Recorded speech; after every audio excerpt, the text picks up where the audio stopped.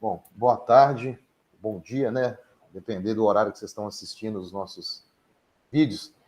Vamos então iniciar hoje a terceira sessão da participação aí do Núcleo de Políticas Públicas e Desenvolvimento Sustentável da UFPB na Semana de Ciência, Tecnologia e Inovação da Prefeitura de João Pessoa.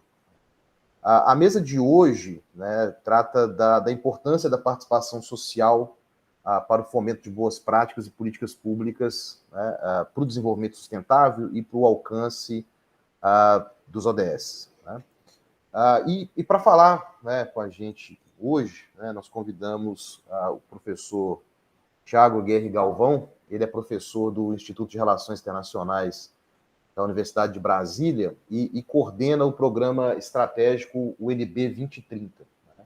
Então, o Tiago ele é um pesquisador, um acadêmico dedicado às questões, né, do desenvolvimento sustentável e dos objetivos de desenvolvimento sustentável, mas, além disso, também tem se engajado em uma série de projetos e programas e iniciativas variadas voltadas efetivamente a contribuir, né, das formas mais diversas para o alcance dos ODS, para a implementação dos ODS, né, para o fomento de boas práticas, tanto dentro da universidade, da UNB, onde ele é professor, mas especialmente, né, na criação de diversos vínculos e colaborações, né, com organizações sociais, né, com outras universidades.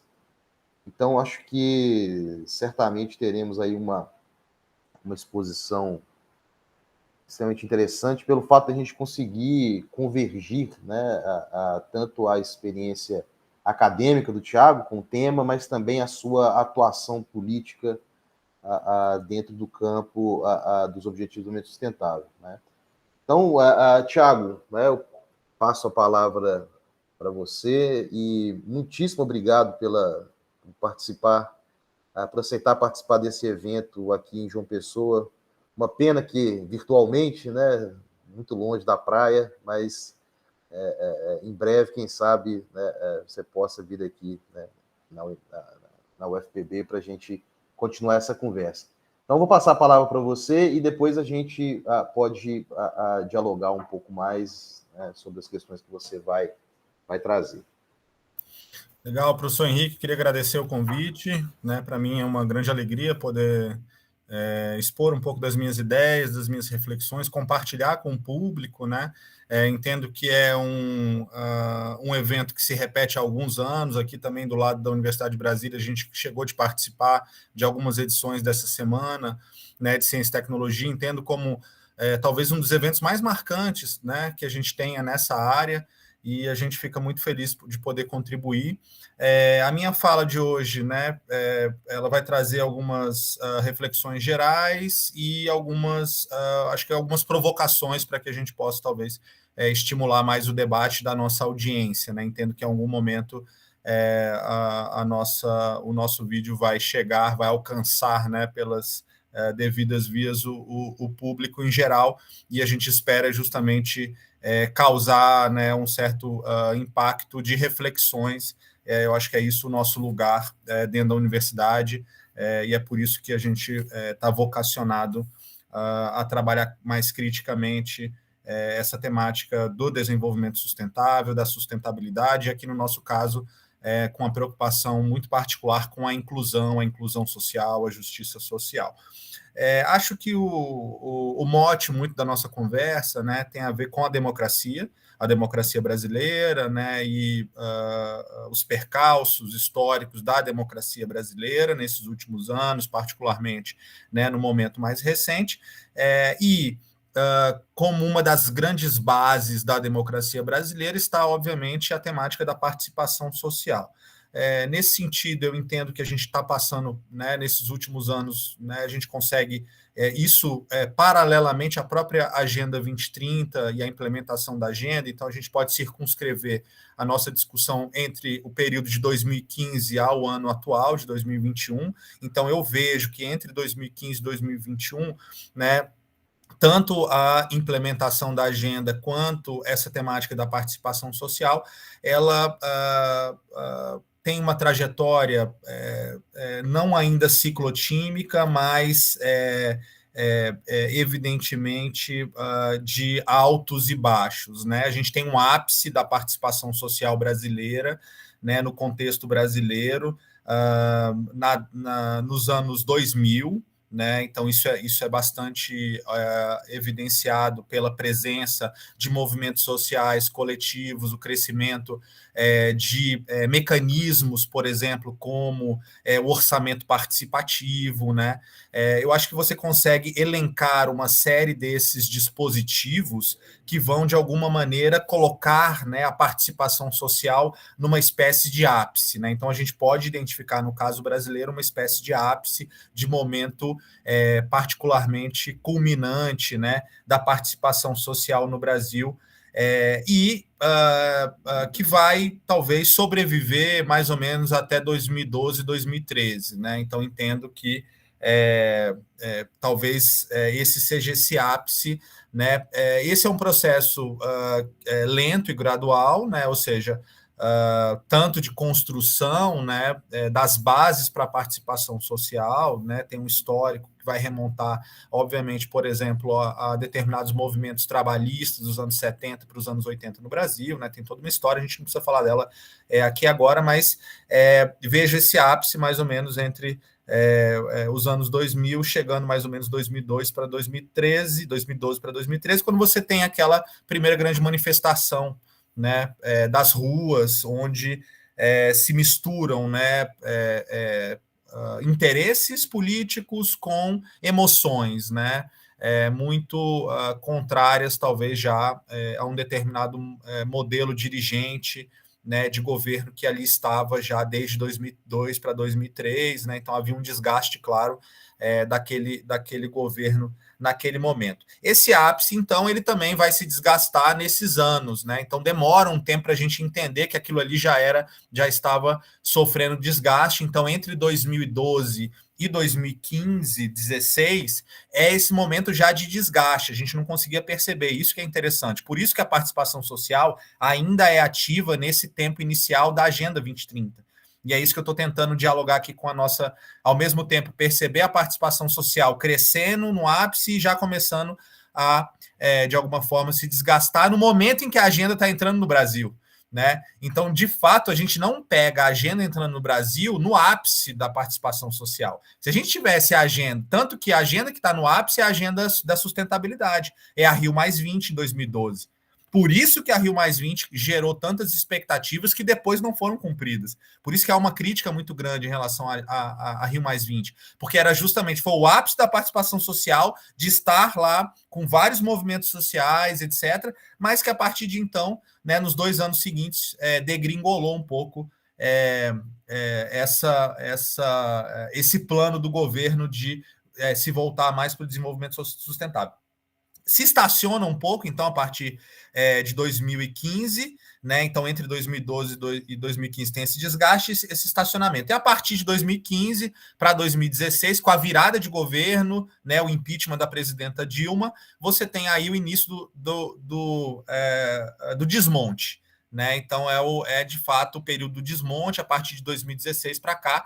Então, se desmonta toda a estrutura da participação social brasileira. E aí o símbolo disso é o decretaço. A gente podia falar de muitas coisas, mas vamos falar só do decretaço, que é aquele grande decreto do governo que vai, de alguma maneira, né, extinguir vários conselhos. Alguns voltaram, mas voltaram de uma forma bem disforme, né, bem amorfa, né, sem aquela potência da participação social, e muitos deles desapareceram. Comissão Nacional de População e Desenvolvimento, por exemplo, e a Comissão Nacional dos ODS. Então, são extintos, deixam de existir. Né? Então, isso mostra para a gente que a participação social ela vai desse ápice ao momento de desmantelamento completo, do ponto de vista geral. Logo, a Agenda 2030, que já estava entrando no Brasil no momento, né, de desgaste dessa participação social, ela vai acompanhar aí essa trajetória de declínio da participação social. Isso, obviamente, vai interferir no processo de implementação. Dentro dessa trajetória da participação social, num segundo segmento específico da democracia brasileira, tem a ver com a sociedade civil, ou seja, o papel da sociedade civil, que vai ser um processo, na minha ótica, inverso. Enquanto a participação social está decaindo, os movimentos sociais e a sociedade civil está tentando sobreviver a isso, está tentando se engajar mais, está tentando botar mais energia nos seus movimentos, nas suas pautas, nas suas lutas, tentando ir mais para a rua, tentando conversar e dialogar mais nacionalmente e internacionalmente, tentando, de alguma maneira, projetar os seus interesses nos fóruns internacionais, utilizando os fóruns internacionais como essa caixa de ressonância. Então é muito interessante, porque ao mesmo tempo que a participação social está caindo, porque o governo está, de alguma maneira, estabelecendo esses freios, né? A sociedade civil está crescendo no seu desejo, na sua vontade, na sua força de querer, de alguma maneira, interferir nos processos políticos. Obviamente, favoravelmente aos interesses da população brasileira, né? Não querendo mudar o governo, etc., não necessariamente, mas querendo que as suas pautas fossem garantidas, porque aí entra uma grande disputa de narrativas, né? Daquilo que o governo estava fazendo, que era começar a desmontar uma pauta de direitos que havia sido constituída do ano 2000 ao ano 2014, mais ou menos, né? O que a sociedade civil quer fazer é garantir os direitos, não é querer mais direitos, é garantir os direitos que tinham sido, né, conquistados. E aí você tem uma sociedade civil que já tem uma memória participativa, né? Começa a enfrentar esses obstáculos e chega ao ponto de começar a ser um pouco perseguida, né? Já há uma inclinação do governo atual da criminalização de movimentos sociais como o MST, movimentos atingidos por barragem, lideranças indígenas, lideranças rurais, né? Lideranças pelos movimentos ambientalistas, né? Lideranças ambientalistas. Então, dessa memória participativa que vai dar força para a sociedade civil, você chega a esse momento em que esses movimentos eles estão sendo perseguidos e, de certa feita, criminalizados. Então, você tem participação social em baixa, a sociedade civil em alta, mas enfrentando claramente um contexto conjuntural super adverso, né? Isso tudo vai, de alguma maneira, confluir para uma pauta fundamental dessa nossa conversa, que é o tema do advocacy.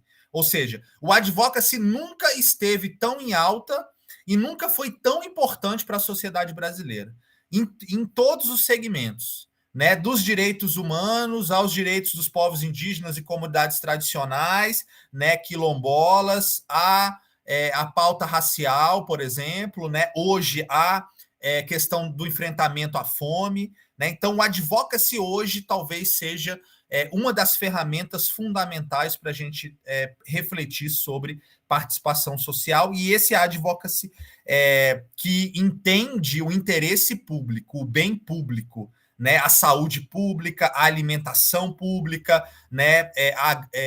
A agroecologia como parte desse processo, etc, etc. Né? Então, vejo o advocacy hoje como um elemento fundamental para a gente colocar como uma variável interveniente positiva para tentar resgatar essa capacidade de participação social. E dentro desse advocacy surge justamente um segmento importantíssimo, que é o segmento da prestação de contas, ou seja, do accountability, de você colocar o governo numa situação de mostrar para a sociedade o que de fato ele está fazendo e o que ele está deixando de fazer como governo. Né? E é muito interessante, porque num outro contexto que a gente estava discutindo isso, o debate é governos que não fazem, que não realizam, que não executam recursos públicos para a população, são governos que precisam ser responsabilizados. Você não agir gera responsabilização. Né? Então, isso é muito interessante. Um governo que não age, por exemplo, a favor, né, do combate à pandemia, que é isso que por exemplo, a CPI está mostrando nesse contexto nosso, e eu não estou falando aqui nada que não seja de domínio público, né, que não seja, né, que não esteja sendo debatido nesse momento, né? É de domínio público isso, ou seja, é um governo que precisa ser responsabilizado. Então, a gente chega nesse ponto de que está cabendo à sociedade civil gerar esse processo de prestação de contas, que o Tribunal de Contas não está conseguindo fazer, que os tribunais em geral não estão conseguindo fazer por toda a pressão que estão sendo exercida pelos outros poderes, né? Que o Legislativo não está conseguindo fazer. Então, os outros poderes não estão exercendo o poder, essa coisa clássica, né, da política, que é contra-arrestar, né, o executivo. É um executivo que se avoga hoje cada vez mais poderes, né? E como quando você não tem os outros poderes equilibrando, né, esse desequilíbrio coloca, por exemplo, o executivo numa posição muito desigual, né, para poder impor as suas pautas, as suas agendas, os seus interesses, né? E nesse sentido, cabe à sociedade civil organizada gerar esse espaço de prestação de contas, de fazer efetivamente controle social. E aí eu destaco o papel do relatório Luz, né, produzido pelo Grupo de Trabalho da Sociedade Civil pela Agenda 2030, a qual eu faço parte, e trabalho especificamente o capítulo 8, que é o capítulo de trabalho decente, trabalho digno, né? Apoiando, né, com vários colegas que comigo e juntamente o GT tem feito esse trabalho lindo do relatório Luz. O relatório Luz talvez seja esse documento mais importante que nós temos hoje, emanando da sociedade civil, como participação social, como articulação da sociedade civil, ao mesmo tempo de advocacy e de exigência de prestação de contas, ou seja, tentando avaliar, né, ao mesmo tempo monitorar o que está sendo feito e o que não está sendo feito em termos de implementação de políticas públicas alinhadas à Agenda 2030. E nesse sentido, para que o relatório Luz aconteça, a gente chega num outro ponto fundamental da participação social, que é o domínio público da informação. Temos o domínio público da informação? Não temos mais o domínio público da informação. Perdemos o domínio público da informação. Não há censo, o último censo de 2010, o censo não foi feito em 2020, né? O censo está sendo preparado para esse ano, talvez não saia esse ano, talvez só saia no ano que vem, e só vai sair com recursos limitadíssimos, que já se sabe que não vai alcançar os resultados. Sem o censo, não há informação. Sem informação, não há como fazer monitoramento e avaliação. Sem monitoramento e avaliação, não há como você fazer o controle social sobre as práticas do governo. Então, entendo novamente que a sociedade civil está organizada tentando arrumar, né, de alguma maneira, né, impulsionar para que o censo consiga ser realizado, para que a gente tenha essas informações. Com a informação, é possível, de alguma maneira, você chegar naquele ponto dos indicadores. Você usar os indicadores, de fato, os indicadores propostos globalmente, né, adaptados nacionalmente pelo IPEA, pensados globalmente, né, no âmbito da Agenda 2030, e adaptados nacionalmente pelo IPEA para o monitoramento e avaliação da implementação da Agenda 2030. Então, a gente precisa de uma informação de qualidade. Existe uma outra discussão de fundo, que é a discussão em torno da desagregação dos dados. O quanto que é difícil você chegar, de fato, né, a ter uma informação de qualidade se você não conseguir desagregar esses dados, pensando, por exemplo, no âmbito municipalista, o quanto que é importante você desagregar também os dados, né, que é algo muito recente, né, a história do Munic, né, que é a desagregação para o âmbito municipal no censo, né, mas ainda faltam algumas reflexões nesse sentido. E para você justamente ter o censo, qual que é a grande discussão? É a discussão do financiamento, recursos. Sem recursos, você não estimula a participação social, você não gera uma sociedade civil ativa, você não tem a capacidade de ter essa informação adequada para ter a prestação. Então, é preciso financiamento, é preciso recurso público e recurso privado, né, voltado para a implementação da Agenda 2030, seja nas diferentes áreas. E esse financiamento, né, talvez seja um dos elementos mais importantes para a gente conseguir implementar a Agenda 2030 hoje dentro do Brasil. E aí, daí que se recorre muito, tem se recorrido muito, por exemplo, a editais internacionais, e aqui a gente precisa lembrar o papel da União Europeia como esse fiel da balança, né, dentro de um contexto político tão adverso no Brasil e no mundo, né, porque também a União Europeia vai, de alguma maneira, compor a ausência dos Estados Unidos nos principais fóruns internacionais, principalmente nesse momento trumpiano, né? Enquanto Trump esteve, os Estados Unidos estavam fora, né, dos principais arranjos internacionais, e a União Europeia estava um pouco segurando essa barra. E no Brasil, particularmente nesse contexto, é a União Europeia que está bancando muito desses elementos de participação social, são os editais da União Europeia, né? E tudo isso nos leva já, numa fala final, ao processo da territorialização. Tudo isso nos impõe a gente a repensar a territorialização da Agenda 2030 a partir dessa ideia que a gente tem discutido da incorporação. A incorporação significa justamente você... É uma das formas da territorialização. É como que cada uma das instituições vai incorporar, trazer para dentro da sua instituição as ideias, os valores e os objetivos e as metas estabelecidas pela Agenda 2030. Isso em três grandes camadas. Uma primeira camada puramente institucional, da missão institucional, do planejamento estratégico. Uma segunda camada que é muito mais intersubjetiva, que tem a ver com a instituição para dentro, as suas práticas, rotinas institucionais e as pessoas que ali estão. O quanto que aquele líder, aquele CEO, aquele gestor, de fato, conhece da agenda, internalizou a agenda e está, de alguma maneira, alinhando a sua política e o seu planejamento estratégico, a sua atuação à agenda. E um terceiro nível, que é o nível mais aspiracional, que a gente está chamando de um efeito bumerangue. É a instituição, ao mesmo tempo em que ela incorpora, ela cria, né, uma aspiração para aquele município, para aquele estado, para aquelas escolas, para aqueles jovens, ou seja, criando um movimento positivo em torno da implementação da agenda e o quanto que a agenda pode transformar aquela realidade. Então, são três camadas de incorporação: puramente institucional na sua missão, uma segunda mais intersubjetiva, de rotinas internas e das pessoas, e uma terceira que tem a ver com a criação de um contexto aspiracional mesmo, de transformação social. Eu acho que com isso tem tudo a ver com a participação social. Sem participação social, nenhum desses três níveis, independente do tipo de organização, né, a gente consegue de fato incorporar. E só para mostrar que o processo de territorialização ele é mais complexo do que simplesmente você pegar aquela meta, né, e jogar para dentro, por exemplo, de uma instituição e tal, né? Tem nuances aí que a gente precisa levar. Acho que com isso eu amarro um pouco a minha fala aqui. Espero que tenha feito sentido aí para o nosso público. Ah, com certeza fez.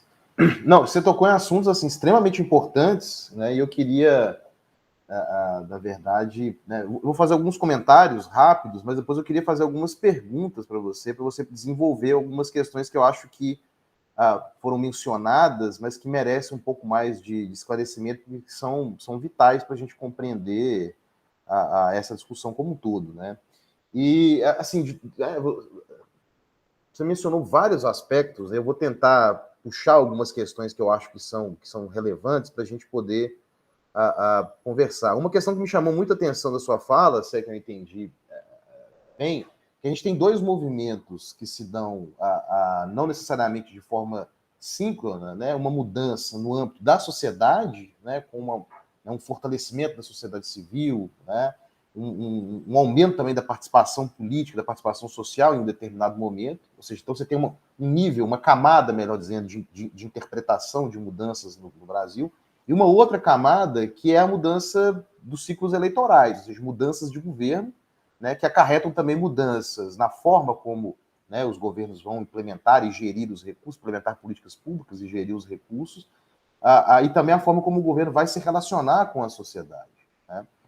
Então, esse é um ponto que eu achei extremamente interessante, dessa, né, falta de sincronia, né? E atrelado a isso, né, uma outra cronologia por detrás disso, ou por cima disso, que é as discussões que levaram à aprovação da agenda e dos objetivos do desenvolvimento sustentável, e o início do processo de internalização ou de implementação disso no Brasil, quando você tem um momento de ativismo no campo da sociedade civil e um momento de retrocesso no âmbito do governo, e isso gerando uma espécie de crise, né, de crise do processo de internalização e de implementação dos ODS. Eu achei extremamente interessante, né, porque existe uma discussão que acho que poderia até abordar em algum momento, né, de um ativismo popular no processo de construção dos ODS, né, e um ativismo dentro do Brasil de participação nos processos de discussão da construção da agenda ODS, né?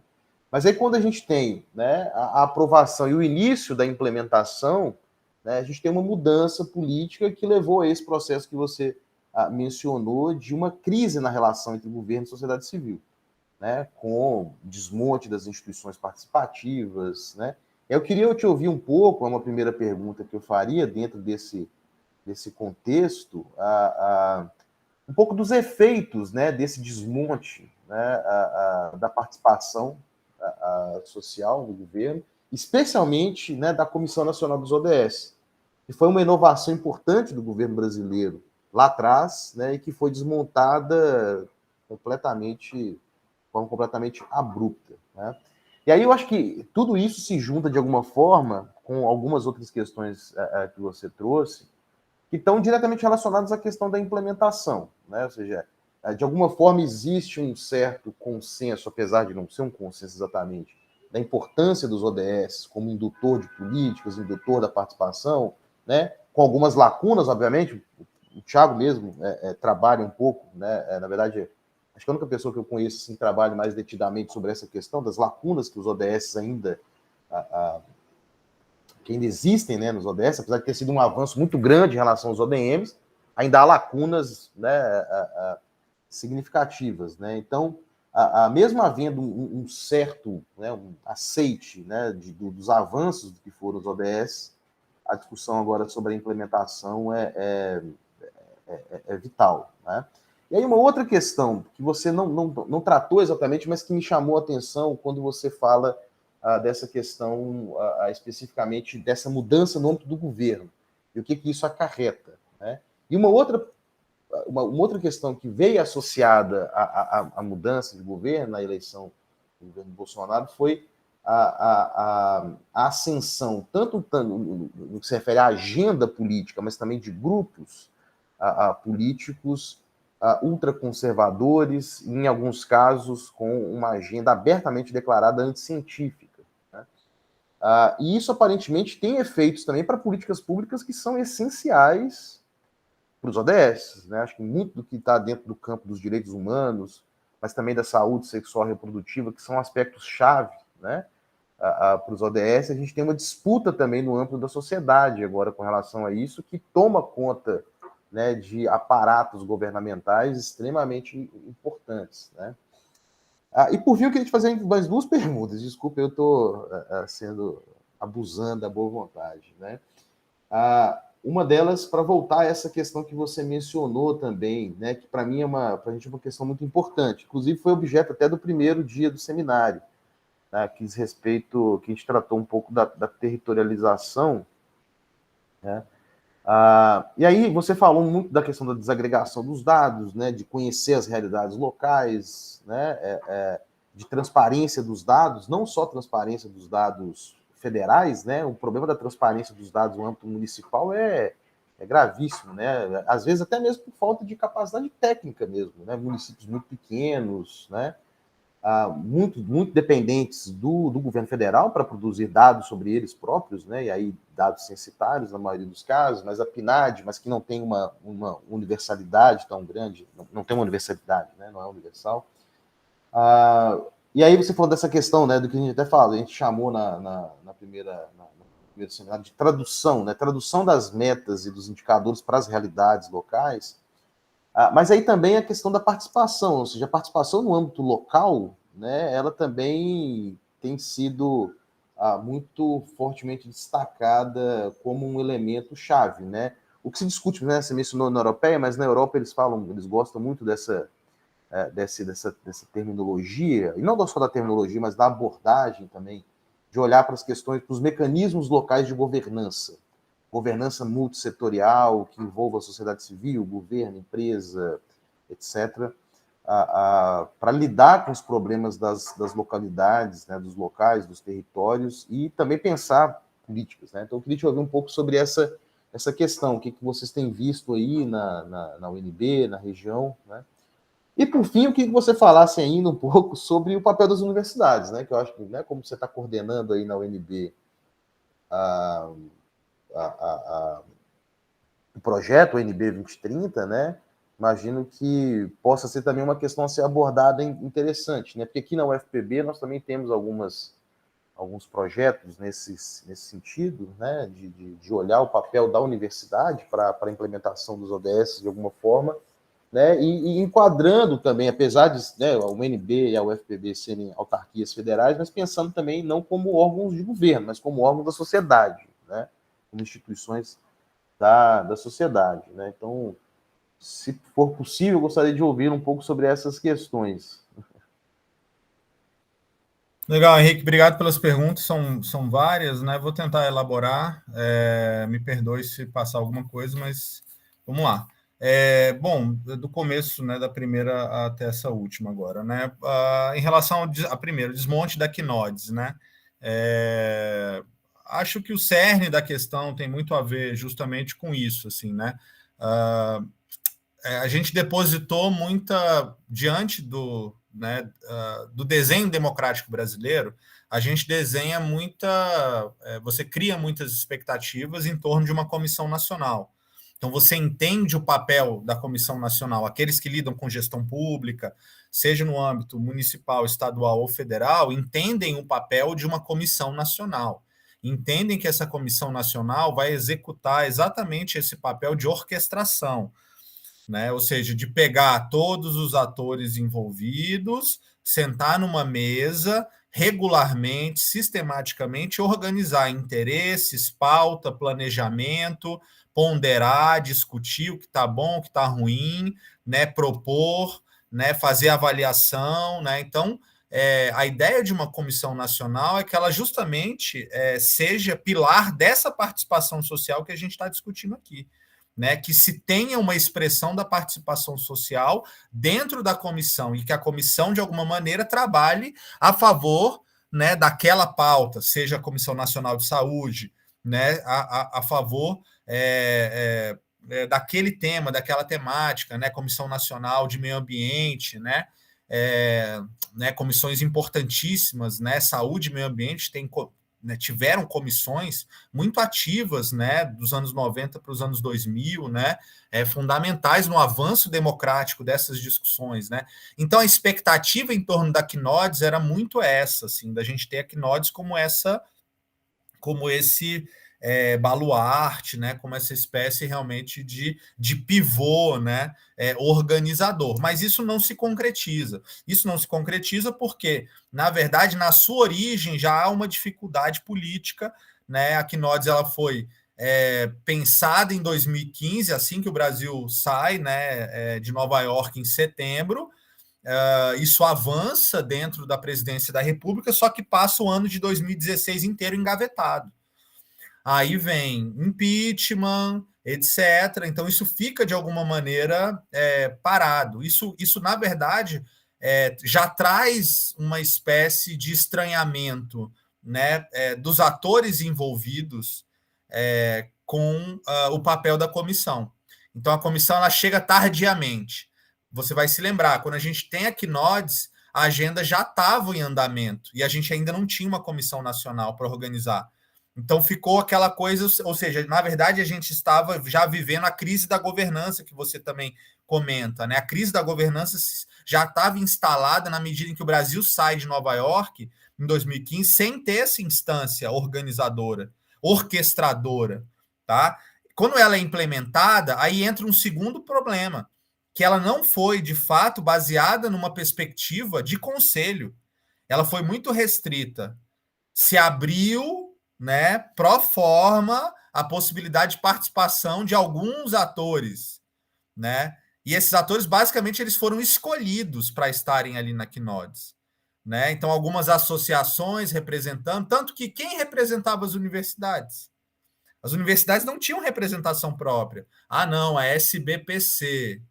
Não, a Sociedade Brasileira da Ciência não é isso, né? Então, assim, então você não tinha. Então, o desenho também gera um segundo estranhamento, né? Quando nós que estávamos totalmente engajados do lado da universidade na agenda, e a gente não se vê representado na Quinodes, imediatamente isso gera um estranhamento.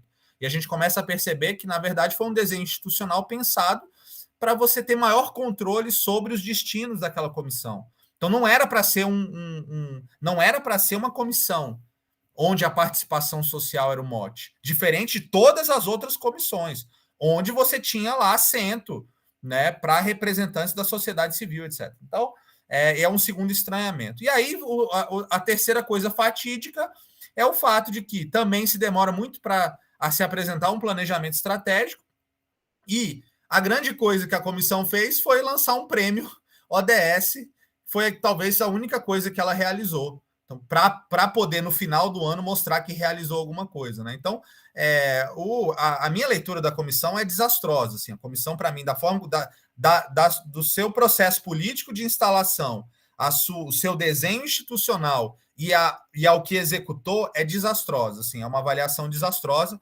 Mas, e aí vem a minha formulação. Eu acho que a gente tem que sair daqui com formulações práticas também. Acho que é fundamental para o Brasil, em 2022, redesenhar a comissão e reavivar, ressuscitar. Né? Acho que é fundamental. Não há orquestração possível da implementação da agenda sem uma comissão nacional, mas ela tem que vir de maneira diferente, num contexto político diferente. Até porque a extinção dela não permitiu nem que ela pudesse ser discutida e reformulada, né? Ou seja, ela foi extinta, né? Ela foi extinta, se comentou que iria voltar, não sei o quê, mas isso ficou, né? Morreu nessa névoa, né, política que a gente está vivendo com a pandemia, etc. Mas eu digo o seguinte: como né, proposta prática, sim, temos que retornar com a Comissão Nacional dos ODS num outro desenho institucional, num desenho de conselho, com representações, né, de todos os atores envolvidos, né, multi-stakeholders, múltiplos atores envolvidos, né, assento específico para a universidade, assento específico para a associação municipalista, assento específico, etc, etc, né, coisas que você não tinha especificamente. Em relação às lacunas da implementação, acho que a sua segunda questão era um pouco nisso, né, nas lacunas da implementação. Eu acho que tem muito a ver com o fato desse desmonte da Quinodes, mas tem muito a ver com o fato de que, por exemplo, você perde uma oportunidade que eu acho fundamental para essa discussão que a gente está fazendo aqui, também voltada para a gestão pública, que é não ter conseguido alinhar os ODS aos planos plurianuais. Eu acho, Henrique, que esse foi talvez o grande, não sei se vocês discutiram isso naquela outra live, mas para mim, não tem como você falar em gestão pública alinhada aos ODS se você não colocar os planos plurianuais, federal e estadual, e eu acho que municipal também, né? Existem, né? Eu acho que tem esse espelhamento, se eles não estiverem conversando, e se eles não forem feitos de uma maneira que se conversem entre eles também, né? Nos 3 níveis do federalismo brasileiro. Ainda Sim. São poucas experiências, né? Pelo menos o que eu acompanho, são poucas Sim. experiências de alinhamento de PPAs municipais aos ODS estaduais, Sim. né? Sim, e agora nesse contexto serão sempre muito restritos. Mas diria que, para mim, a grande lacuna na implementação passa por aí, tá? Na medida em que você tenha isso, porque isso é o grande indutor para aquilo que a gente quer fazer.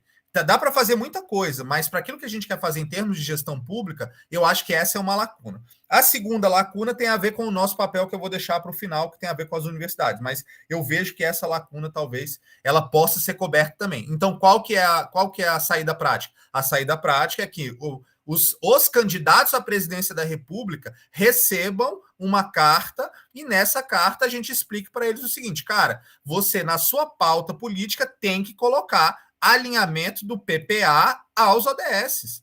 Não tem como, é uma agenda que roda até 2030. Então não tem como você fechar o olho. Se você estivesse em 2029, você poderia até dizer, não, a agenda acaba em 2030, então não faz sentido. Mas a agenda está rodando até 2030, então faz todo sentido os candidatos para 2022 terem isso dentro da sua... Então eu acho que essa seria uma saída prática para a nossa discussão aqui. A terceira tem a ver com as mudanças que tem a ver com, né, os ciclos eleitorais que você comentou, as mudanças muito induzidas pelo retorno do ultraconservadorismo e que se alia a essas correntes negacionistas, anticientíficas, anti-vacina, anti-tudo, né? Essas mudanças, de fato, elas vão colocar o Brasil em 2 rotas, né? Na rota do retrocesso, que já está mapeado pela série histórica do relatório Luz, que nós já pontuamos, de 2016 a 2021, já tem uma série histórica do relatório Luz que mostra isso. Então, o Brasil entrou nessa trajetória do retrocesso. A maioria das metas ou está estagnada ou está em retrocesso. É a maioria, a grande maioria, né, das metas. E a segunda coisa é a rota da insustentabilidade. essas mudanças que você está se referindo, elas colocaram o Brasil na rota da insustentabilidade. A insustentabilidade, né, baseada na ampliação da pobreza, da fome, né, da miséria, né, das desigualdades e da insustentabilidade ambiental. Toda a flexibilização do trabalho também, decente, indigno, diante das reformas trabalhistas, etc., mas ali, particularmente, da insustentabilidade socioambiental, né? Os impactos também para a população que vive da floresta, que vive do rio, etc. Então, acho que essas mudanças geraram o Brasil nessas duas rotas, tá? Qual que é a saída disso? A saída disso é que, ao mesmo tempo, isso trouxe, né, naquela ideia da governança sem o governo e contra o governo, que deu à subnacionalidade brasileira muito poder. Poder mesmo, de estar... de trazer o Brasil de volta para a rota da sustentabilidade e da rota da justiça social, né, do combate às desigualdades, à pobreza, etc. Então, acho que, do ponto de vista prático, qual que é a minha ideia nessa colocação? Que vai ser fundamental, Henrique, a gente vai ter que criar um projeto de aceleração da implementação da Agenda 2030 para o Brasil. Não vai ter jeito. Se o Brasil quiser chegar perto daquilo que pretendia cumprir, a gente sabia que não ia cumprir tudo, desde o início. Mas o que vai acontecer agora é que o Brasil não vai cumprir nada.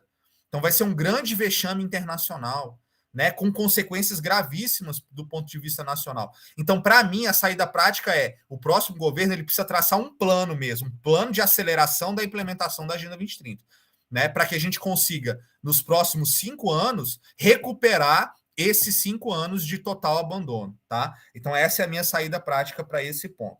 No quarto ponto, quando você fala da tradução e que também a gente fala da interpretação, né, e dos mecanismos locais de governança, por incrível que pareça, eu acho que isso é muito interessante para a discussão aqui. Participando, existe um concurso, que é o Concurso de Soluções Inovadoras, tocado pelo Grupo de Trabalho da Sociedade Civil e pelo IDS, né? Eu participei ano passado na curadoria, mas acompanho ele já há 3 anos e a gente está com toda a base de dados desse Soluções Inovadoras para também desenvolver uma pesquisa em torno dele. Cara, e o que o Soluções Inovadoras está mostrando, Henrique, é incrível a quantidade de ações de tecnologias sociais sendo propostas e de inovações sociais sendo propostas num contexto super adverso, né? Que estão pululando em diferentes regiões do Brasil, né?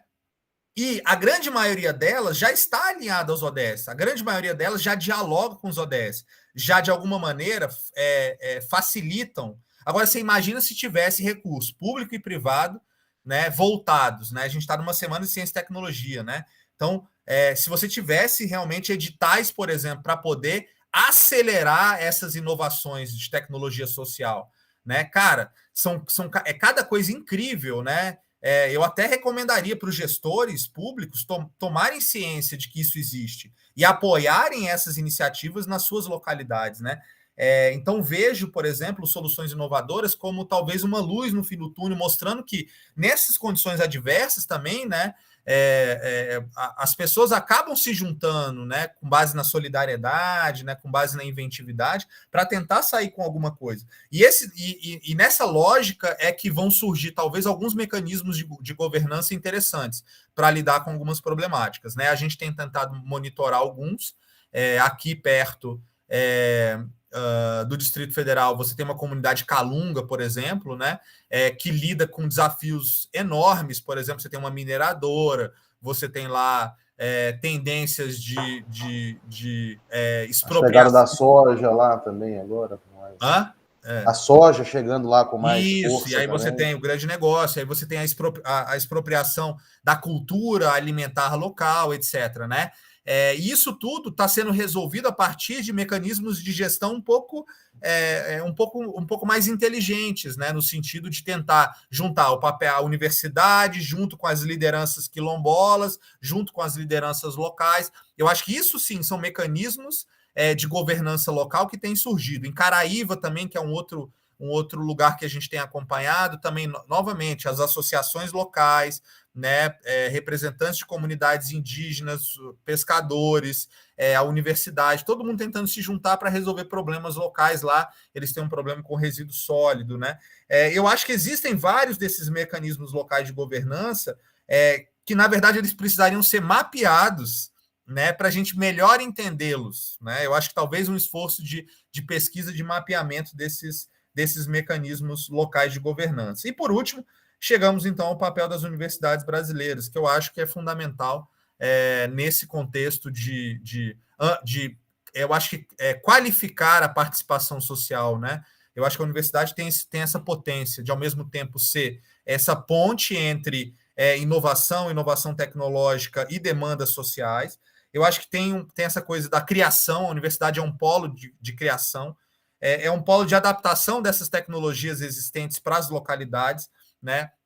Ela serve ao propósito de capacitar, por exemplo, gestores locais, participantes de organizações sociais. A gente está com um projeto muito bacana aqui com a plataforma Miroski, que é a plataforma dos movimentos regionais e organizações sociais do Distrito Federal, justamente numa expectativa de fazer uma grande capacitação com eles. Então, acho que a universidade tem esse papel de capacitar essas pessoas que estão, na verdade, no chão de fábrica, que estão lutando, né, diariamente, né, com as suas pautas, com as suas comunidades, né? Então, acho que a universidade tem que assumir mais, eu acho, que esse papel social, né, de criar, de adaptar, né, aquilo que já existe, de formar jovens, né, mais sensíveis à Agenda 2030, aos princípios e às ideias, né? Então, acho que é um papel complexo. E nisso tudo, voltando para a coisa das parcerias, né,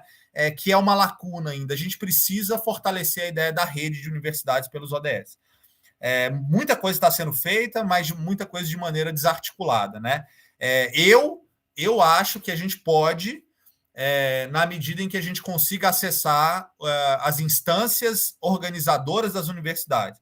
Então, a gente precisa de um FOR-PROEX, por exemplo, que é o Fórum de Pró-Reitores de Extensão, a gente precisa da Andifes, a gente precisa do Andes, a gente precisa, né, do Fórum de Reitores, a gente precisa acessar essas instituições que já colocam as universidades em contato, para que aí sim a Agenda 2030 seja visibilizada nesses fóruns e sirva ao propósito das universidades, né?